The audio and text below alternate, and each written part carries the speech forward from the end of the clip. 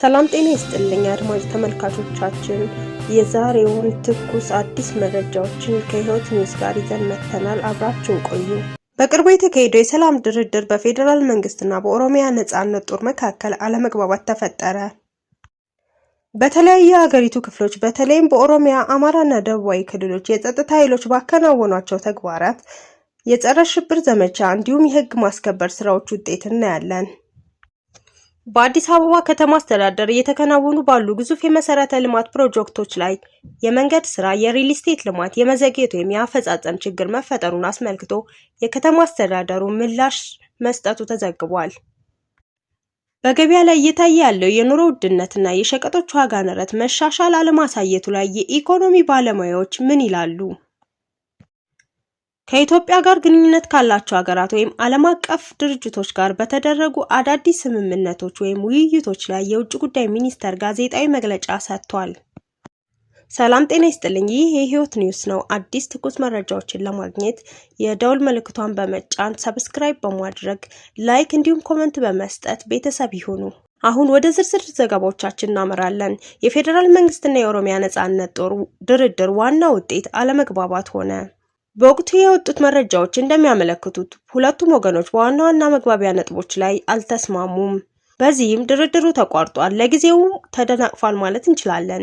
ያለ መግባባቱ ዋናው ጉዳይ በአብዛኛው የተፈጠረው በሚከተሉት ቁልፍ ጉዳዮች ዙሪያ ነው። አንደኛ፣ የፖለቲካዊ ውህደት ጉዳይ። ኦላ የኢትዮጵያ ክልል የፖለቲካ ጥያቄዎችና የትጥቅ ትግል ዓላማዎች በምን መልኩ በፌዴራል መዋቅር ውስጥ ተቀባይነት እንደሚያገኙ ወይም እንደሚተገብሩ በሚለው ላይ የጠነከረ አቋም ነበረው። ሁለተኛው፣ የትጥቅ ማስፈታት። መንግስት ኦላ ትጥቁን እንዲፈታለትና ታጣቂዎች ወደ ሰላማዊ ኑሮ እንዲቀላቀሉ የሚፈልግበት መንገድና ጊዜ የፖለቲካ ጥያቄዎቹ ተፈተውና ትክክለኛ የጸጥታ ዋስትና ካገኘ በኋላ ብቻ ትጥቅ ማስፈታት እንደሚችል ያቀረበ ቅድመ ሁኔታ ላይ ነበር። ሶስተኛው፣ የጊዜ ሰሌዳ። የሽግግር ሂደቱና የሰላሙ ስምምነት ይዘት በምን ያህል ፍጥነትና እንዴት ተግባራዊ ይሆናል በሚለው ላይ መግባባት ጠፍቶ ነበር። የሁለቱ ወገኖች ይፋዊ ምላሽ። የመንግስት አቋም። የፌዴራል መንግስት በወቅቱ ለድርድር መቋረጥ ምክንያት አድርጎ የጠቀሰው ኦላ የሰላም ሂደቱን ለማደናቀፍ ያልተገባና ከፍ ያለ ቅድመ ሁኔታዎችን ማቅረቡ ነበር። መንግስት የሰላም በር ክፍት እንደሆነ ገልጿል፣ ነገር ግን የሀገሪቱን ህገ መንግስታዊና ሉዓላዊ የማይጥሱ መፍትሄዎችን ብቻ ለመቀበል ዝግጁ መሆኑን አሳስቧል።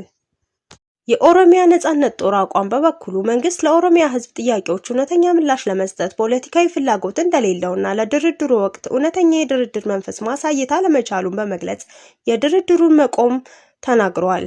ይህን አለመስማማትና የድርድሩን አለመግባባት ተመልክቶ ሌሎች ተያያዥ መዘዞች እንደሚመጡ እየተጠበቀ ነው።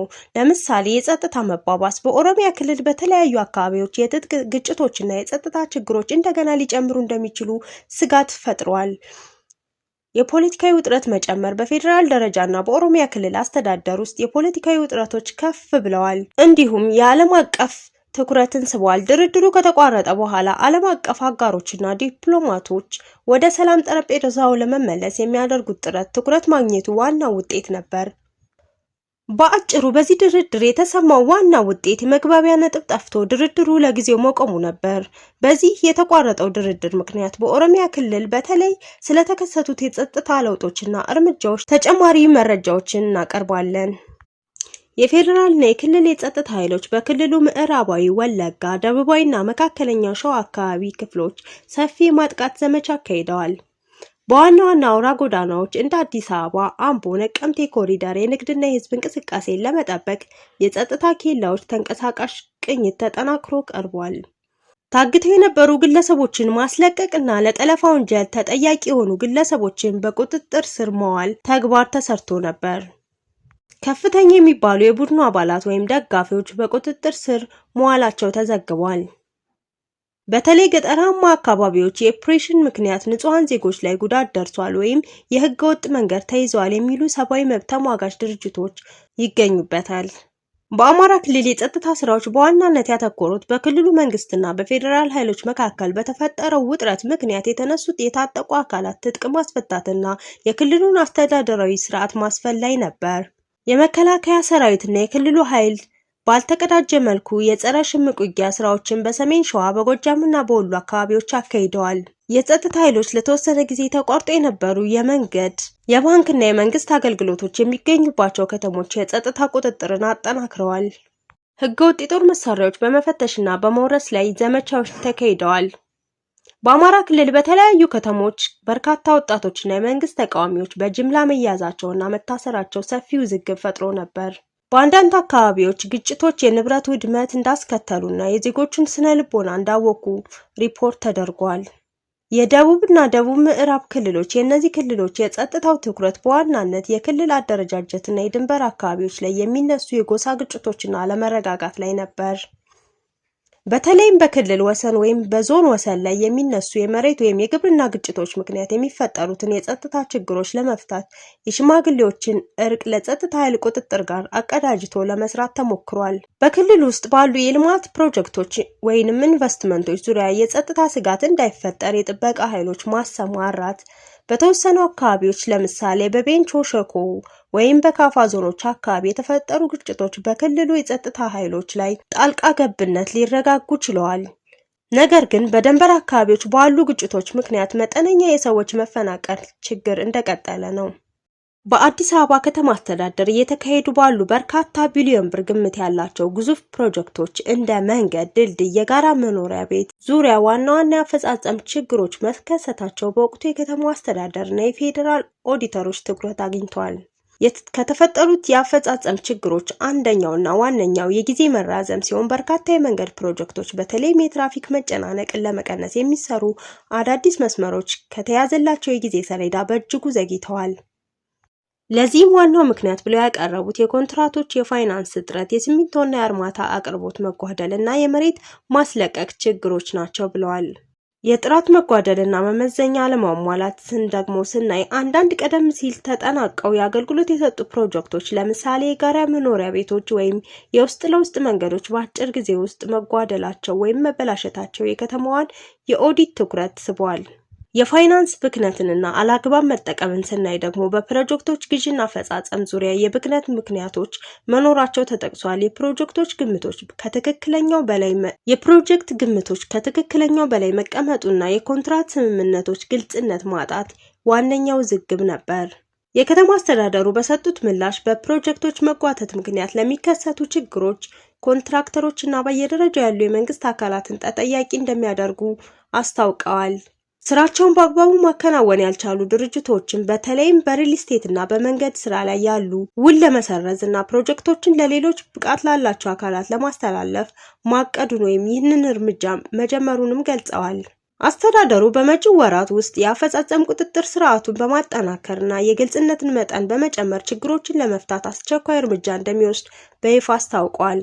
የኑሮ ውድነትና የዋጋ ንረት በኢትዮጵያ ያለው የዋጋ ንረት የህዳር ወር መጨረሻ ላይ መሻሻል አለማሳየቱን ቀጥሏል። የሸማቾች ዋጋ ኢንዴክስ አመልካቾች ዓመታዊ የዋጋ ንረት ምጣኔ አሁንም በከፍተኛ ደረጃ ላይ መቆየቱን ያሳያሉ።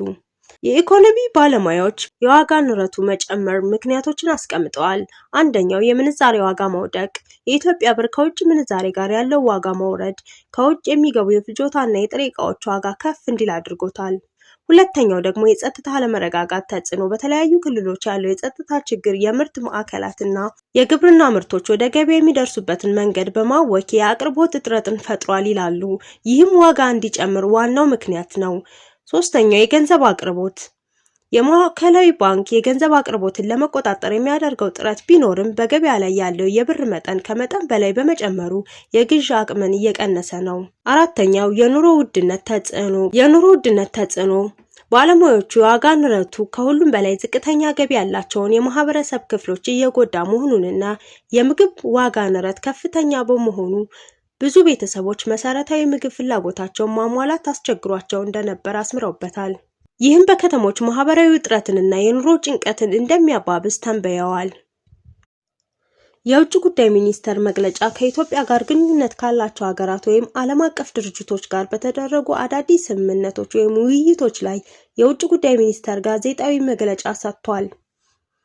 በዚህ ወቅት የኢትዮጵያ የውጭ ግንኙነት በዋናነት ያተኮረው የልማት ትብብርን ወደ ነበረበት መመለስ፣ የዕዳ ቅነሳ ውይይቶችን ማጠናከርና በቀጠናው ዙሪያ የጋራ መግባባትን መፍጠር ላይ ነበር።